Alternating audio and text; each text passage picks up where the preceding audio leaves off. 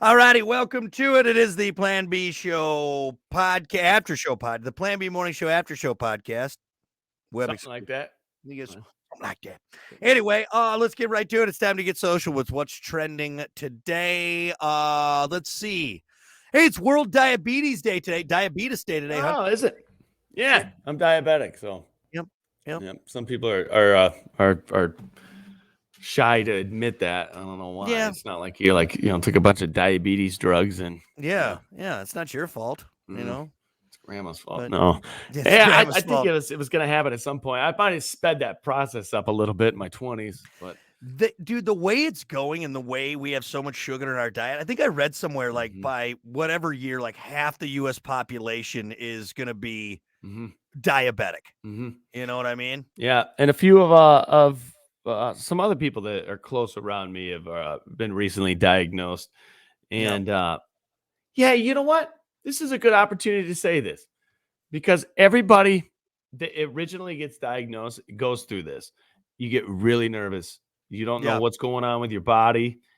Things start to happen. For me, as I lost like 30 pounds in like it felt like 2 weeks, 3 weeks. I'm telling you, it was. And, you start Googling stuff and it says cancer, it says AIDS, it says all these terrible things before diabetes. And you're just hoping you do. Some people don't out of sight, out of mind, don't want to see it. Don't want to deal with it. And I was like that. I was one of those people for a good 2 weeks. I was like, I just don't even want to know. There's no way. Yeah. Until you go around and people start looking at you and they're like, damn, dude, are you on drugs? I'm like, damn it. So now I have to find out to prove to people that I'm not, on meth. Yeah. That's another problem.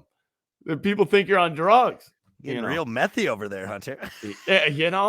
So if you think and if you have feelings and your body's changing and you have kind of a slight, the earlier you catch it and the like the earlier you catch it, the better off you are.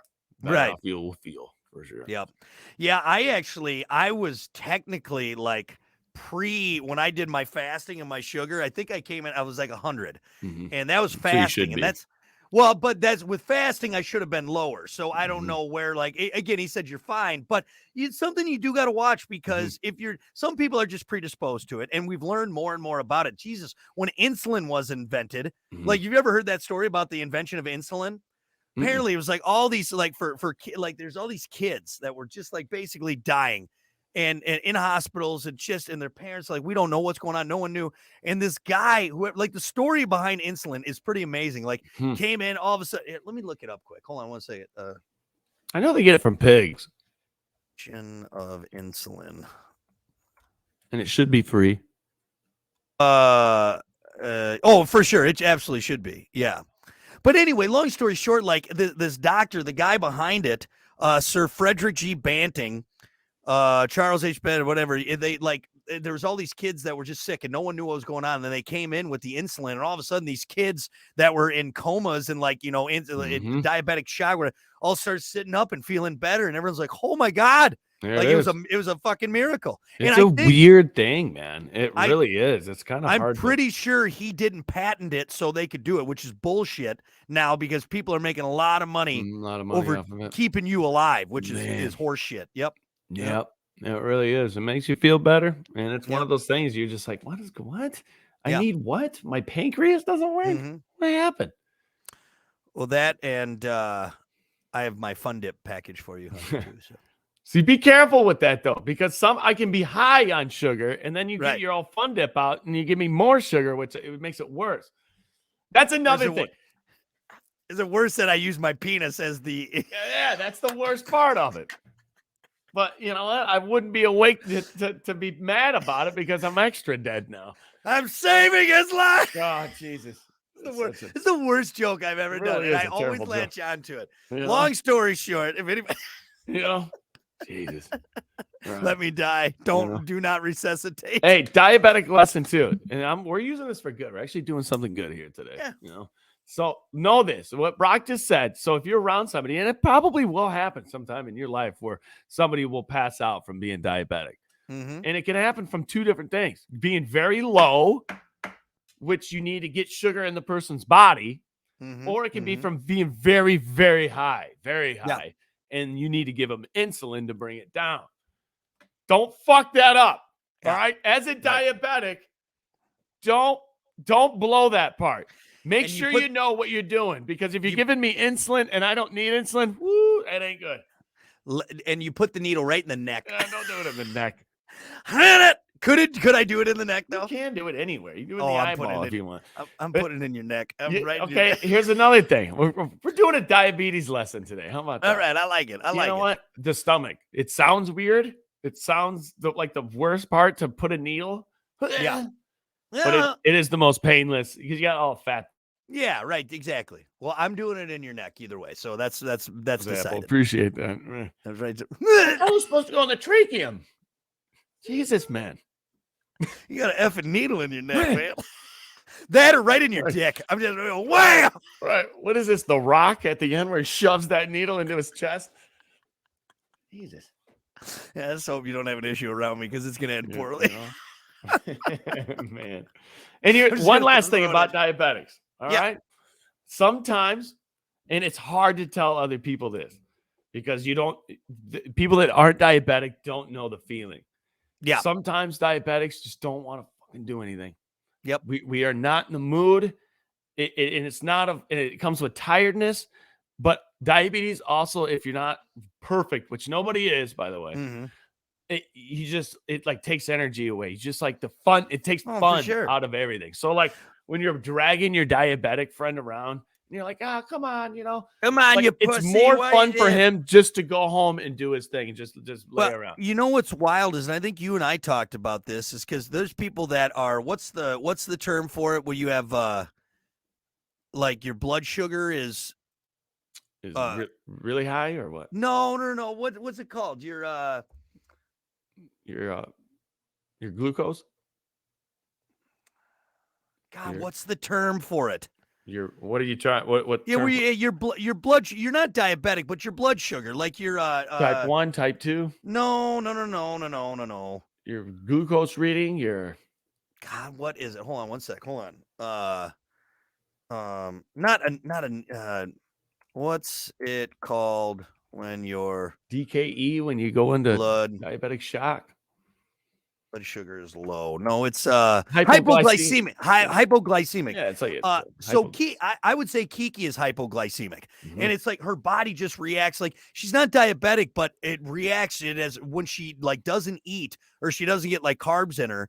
Like she really, it just brings her down, man. And that's just like again, obviously not as overactive pancreas. Right. So it's amazing how you're, and the same thing. Everyone gets, you get angry when you're hungry because your body's like, I fucking need fuel, man. Your body just has a hard time regulating what's going in. If you're around a diabetic and they're really angry, they're low. Yeah. Diabetics get ornery when they're low. Yeah. You get real short. I do. I know. And I almost, it's like I'm getting my period almost. Yeah. It's weird. It's like, I know. So I like try not to be mean, but it's just the thing. It's a good comparison. So a slight comparison, because people that aren't diabetic, that aren't taking insulin, probably won't get super low, in their 50s and 40s, man. But kind of the feeling after a long night of drinking, you didn't eat anything that entire day. You wake up the next morning and your stomach is almost eating itself. Yep. And you're just like, oh, you're short and you just want something to eat. And you just kind of don't want to deal with people. Shaky. Yeah. Oh yeah. Yep. That's the feeling. But times that a little bit more because diabetics are going to like 50 and 40 and you get real just. Yeah. Well, hey, buddy. Good lesson. I'm here for you. For all you diabetics out there, all you Wilford Brimleys out there, we care about you. I think people should like go through like a small, like little like lesson or a YouTube video or something because there are a lot of diabetics around. Yeah. Actually, let's look that up. Little diabetic YouTube short or something, what to do if something happens, because I get nervous. Yeah. I know most people around me, if I'm out. So 37.3 million Americans, about 1 in 10 have diabetes, and about 1 in 5 people with diabetes don't know they have it. Yeah. That's wild, dude. Yeah. And I think that's more a type 2. Yeah. Type 1, you definitely you start Right, to learn. right. You start to understand. But still though, that's a lot of people, man, and it's It's a just lot of people. growing too. You know what's really scary is the number of uh, uh kid diabetes. What's that? Yeah. Well, just Whatever the adolescent child. diabetic. Yeah, Diabetes. adolescent diabetes or whatever. Mhm. It's just we got too much sugar in our diet, man. That's the Yes, problem. We're just, hey, it was bad when we were growing up. I think right. it's starting to get a little bit better now Yeah. because people are starting to learn and that number keeps Well, going up and run. you But and I, damn, the 90s, dude, we would pour oh, Kool-Aid, sugar. yeah. We were the millennials were kind of the last generation to just like all of a sudden it's like we grew up, we're like, holy shit, mom and dad, you were letting me drink this Mountain Dew. It's all sugar. You think about it, man. Diet has become more of a thing now than ever. Growing up, there was like one diet pop. Yeah. There was like one diet. You weren't getting diet, Snapples or, I think all the companies now are like, damn, like people are starting to learn. Yeah, or just when it comes to sugar, not added sugar. There's no added sugar, or it's very little, or it comes from a natural organic. You know what I mean? Like it's not like Mountain Dew, a Code Red. What was it the other day? Oh, when we were in Wisconsin, we were getting ready to head out to my grandma's birthday party, and my mom was like, "Well, hey, can you pack some drinks and stuff for us and the kids, my brother's kids?" And she's like, "Well, the kids like Dr. Pepper." Dude, a single serving of that has more than the recommended daily dosage of sugar in that little bottle. Like they're not even high. They're putting more than the recommended dosage. And people don't care. They really don't and care. People That's are drinking. Still doing it. They don't care. People are drinking like 3 of those a day. They really don't care. Oh my God. Yeah. Dude. Yeah. You chill out on the Cokes, pop especially. Yeah. Because pop's addicting and you just keep soda is so pops. terrible. That's one of the worst things you can have because you know why? You can drink 3 sodas. You know what I mean? Which you shouldn't. Just like you shouldn't drink 3 diet sodas, really. I mean, you shouldn't be doing that either. But that's the problem with the liquid because you can just glug glug glug glug glug. At least if you eat like a cosmic brownie, at least you're like, okay, Here's a good tip, and I wish somebody would have told me this in my early 20s. Typically, it skips a generation. That's not a fact. I mean, it can go generation to generation, but typically it'll skip one. So your grandparents, if your grandparents are diabetic on either side, it might happen. Yeah. It might happen. So in that case, what I want to say to somebody, if I was 22 again, I wanted somebody to tell me this, like, look at that and understand that and don't, you can prolong being healthy. Yeah. You probably will be diabetic at some point. Yeah. It's going to happen. But if I would have known that, maybe I would have been diagnosed at like 40 instead of 20, 28 or 35 instead. I could have pushed it out a little bit more, I think. Yeah.